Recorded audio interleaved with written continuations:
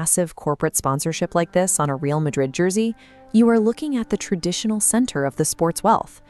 National teams once prioritized sporting merit and trophies, leaving clubs like Manchester United to function as the primary economic engines. That distinction is disappearing.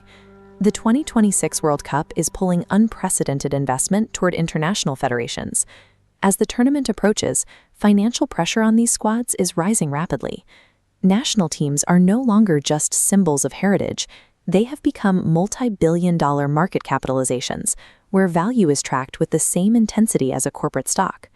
This shift is driven by the scale of the next cycle. Expanding the tournament to 48 teams across North America creates an unprecedented financial footprint. This chart compares projected 2026 revenue against 2022. The surge in broadcast rights represents a massive capital influx. Every federation that qualifies for the tournament sees its baseline operating value rise immediately as they gain access to a larger share of this global revenue pool. The 2026 World Cup is functioning as a massive economic stimulus for national football, inflating the net worth of every participating federation. We calculate a team's value by looking at this 26-man roster. By aggregating the individual transfer values of every player, we arrive at the team's total market capitalization.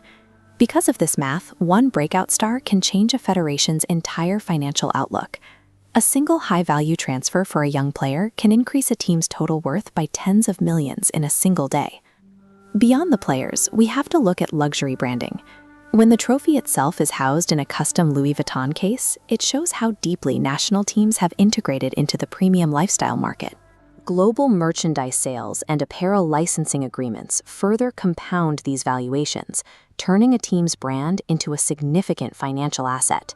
An elite national team now functions as a blue-chip asset, where its value is dictated by the consolidation of talent and global brand reach. The fixed deadline of the 2026 tournament creates a high-pressure environment for teams fighting to qualify. This creates a cycle of intense financial momentum. Qualification matches serve as real-time earnings reports. On-pitch variables like a critical save or a winning goal cause immediate shifts in a federation's market value. This is the positive heat. When a team strings together wins, market momentum builds, causing valuations to climb alongside social media engagement. But the downside is steep.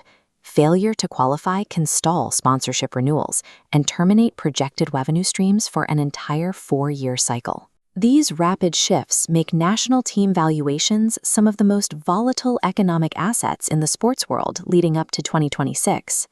The sheer scale of what's coming in 2026 will dwarf previous benchmarks. Even a crowd of nearly 84,000 people represents only a fraction of the infrastructure and attention this new tournament will command. As the most valuable teams accumulate more wealth, the financial gap between elite federations and developing nations continues to widen. This capital allows top federations to fund high-performance environments. They can afford to monopolize the best sports science, advanced data analytics, and the largest coaching staffs. This concentration of resources makes it statistically more difficult for smaller nations to compete, as the technical and medical advantages of the wealthy teams continue to stack. Success in 2026 is increasingly becoming a function of resource management.